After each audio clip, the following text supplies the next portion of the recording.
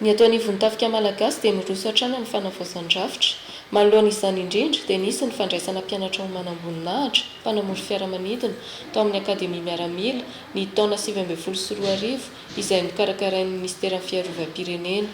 Tao anatin'izany fifaninanana izany no nahafahan'ny lieutenant Hubert Malalatsina ho lasa mpanamory fiaramanidina eto anivon'ny tafika malagasy. Izy ireriany no vehivavy nivoaka tamin'ny tsy andian'ny mpianatra manam-boninahitra mpanamory misalotra ny anarana santatra ity. Izy ihany koa ny vehivavy voalohany mpanamory fiaramanidina atao anatin'ny tafika anabakabaka izay manamory ny fiaramanidina Sesina. Nandritra izay na mpanamory fiaramanidina azy tato amin'ny tafika anabakabaka izay dia efa maro ireo iraka efa nataony ka anisan'izany ny fanarahan-dia anabakabaka ireo dahalo, ny fitanteran'ireo tompon'andraiki-panjakana sy ny manam-boninahitra ambony ary ny fitsirihana toerana anaovana fidinana ifotony.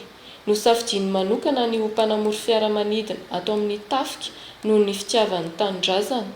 Manome lanja ny miralenta moa ny eto anivon'ny tafika satria dia misy ihany koa ny vehivavy iray izay voalohany amin'ny sehatry ny fikarakarana fiaramanidina dia ny kapiteny Barnia Miarso, izay miandraikitra manokana ny ara-teknika sy ny fikojakojana ary ny fanamboarana ireo fiaramanidina rehetra eto anivon'ny tafika.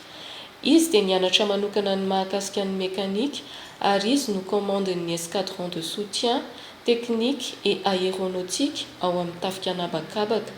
Manana ny maha-izy azy tokoa ireto vehivavy misehatra eto anivon'ny tafika anabakabaka ireto no sady manana ny lanjany ary anisan'ny mampiavaka azy ireo ny fahaiza-manao.